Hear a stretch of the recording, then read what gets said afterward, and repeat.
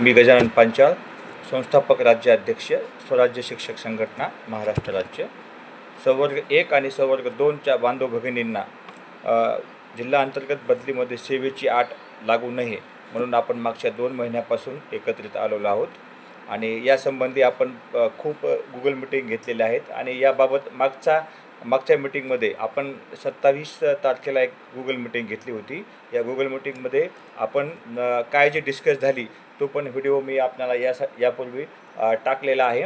आणि या मीटिंगमध्ये आपण सर्वानुमते ठरवलेलं आहे की आपल्याला मान्य न्यायालयामध्ये जावे लागेल. यासाठी 27 तारखेच्या गुगल मीटिंगमध्ये बऱ्याच शिक्षक बांधवांना आणि मलाही आशा होती की शासन शुद्धीपत्रक काढेल. कारण यापूर्वी आपण महाराष्ट्र शासनाकडे आपण निवेदने पण घेऊन गेले होतो. त्यांना समजावून सांगितलं होतं. मान्य नागपूर खंडपीठाचा निकालही आपण त्या ठिकाणी दाखवण्यात आलेला होता. पण आपल्या 27च्या मीटिंगनंतर लगेच 28 तारखेला एक महाराष्ट्र शासनाचे शुद्धीपत्रक आलेलं आहे जिल्हा अंतर्गत बदली आणि आंतरजिल्हा बदली यासाठी. पण यामध्ये संवर्ग 1 आणि 2 बाबत सेवेची अट असावी किंवा नसावी याबाबत स्पष्टीकरण थोडक्यात तरी येणं अपेक्षित होतं. परंतु यामध्ये कुठलाही उल्लेख 28 तारखेच्या शुद्धीपत्रकामध्ये कुठलाही उल्लेख आलेला नाही. याच्यामध्ये बरेचसे मुद्दे आले परंतु आपला मुद्दा आलेला नाही. माननीय मंत्री महोदयांनी जी मीटिंग घेतली होती त्या मीटिंगमध्ये सुद्धा मुद्दा होता परंतु हा मुद्दा शुद्धीपत्रकात तिकडं घेतलेला नाही. त्यामुळे आपण ठामच झालेलो आहे. शुद्धीपत्रक आल्यामुळे आपल्याला न्यायालयात नक्कीच जायचं आहे आणि त्याची सगळी तयारी आपण केलेली आहे. मला बऱ्याच शिक्षक बंधू भगिनींनी सुद्धा माझ्याकडे डॉक्युमेंट्स त्यांनी पाठवलेले आहेत मेलच्याद्वारे. आणि मला सगळ्यांचे मेल आतापर्यंत जवळपास 30 ते 35 जणांचे मेल माझ्यापर्यंत आलेले आहेत.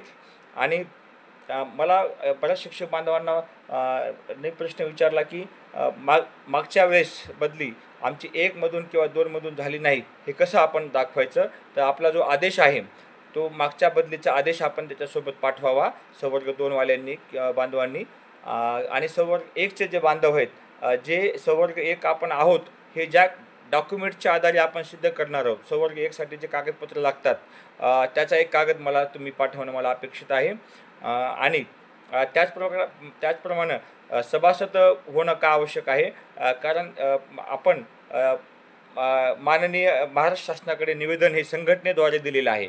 उद्या जर आपल्याला मान्य न्यायालयाने विचारलं समजा की तुम्ही याच्या अगोदर तुम्ही निवेदन दिले आहे का, शासनाकडे तुम्ही मागणी केली होती का, असं विचारलं असेल तर आपण संघटनेचे सभासद असल्यामुळे आपण तुमच्यामार्फत संघटनेने मागणी केलेली आहे असाही त्याचा अर्थ या ठिकाणी निघतो.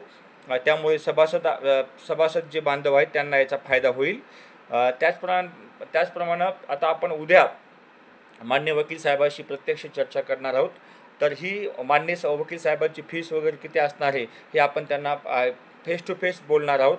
म्हणजे आपली संख्या उद्यापर्यंत आपली संख्या निश्चित होईल. आणि जेवढी जास्त संख्या असेल तेवढी सगळ्यांना फीस कमी प्रमाणामध्ये आपल्याला फीस लागेल असे एक मला अंदाज आहे आपल्याला. त्यामुळे आपल्यासोबत संख्या जास्त असणं हे आवश्यक आहे. आणि मान्य न्यायालयसुद्धा किती संख्या आहे या संख्येवरच सगळ्या गोष्टी त्या ठिकाणी थोडा वेगळा इफेक्टसुद्धा मान्य न्यायालयामध्ये आपला पडू शकतो. त्याचप्रमाणे मला आणखी एक या ठिकाणी सांगायचं आहे की बरेच शिक्षक बांधव मला विचारत आहे की आम्हाला वैयक्तिक ॲप्लिकेशन द्यावं लागेल का. आपल्या संघटनेने तर संघटनेमार्फत आपण ॲप्लिकेशन दिलेलं आहे की 1 आणि 2साठी सेवेची अट लावू नये. पण याबाबत उद्या वकील साहेबाशी आपण डिस्कस करणार आहोत. वकील साहेब काय सांगणार आहेत ते. आणि त्याचप्रमाणे आपल्याला जो माहिती अधिकार मिळालेला आहे तो माहिती अधिकार जो आपल्याला मिळालेला आहे जे उत्तर मिळालेलं आहे. तुम्हाला मी यापूर्वी काय सांगितलं होतं की लेखी मिळाल्याशिवाय न्यायालयात जाता येत नाही. आपल्यावर अन्याय होईल आणि त्यामुळे आम्हाला आत्ताच न्याय द्या असं म्हणता येत नाही.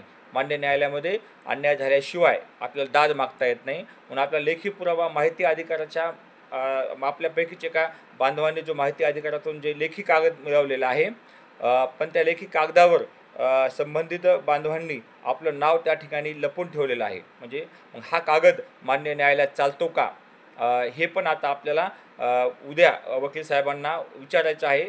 किंवा जर तो कागद माहिती अधिकारामध्ये ज्यांनी ही माहिती मागवलेली आहे त्या बांधवांनी कृपया ती माहिती आपल्यापर्यंत आली तर खूप चांगला होईल.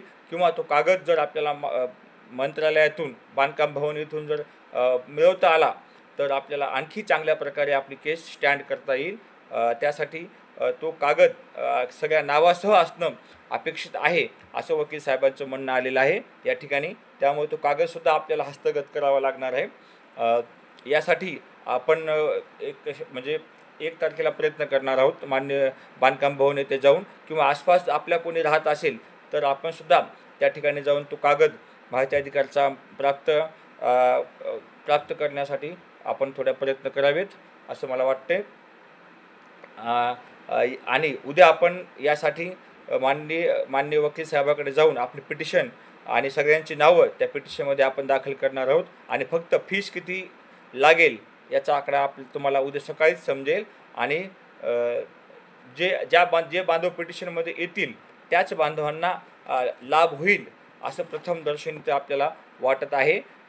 त्यामुळे आपण याबाबत उद्या आपण तुम्हाला सायंकाळी याबाबत सर्व डिटेल्स दिल्या जातील. धन्यवाद.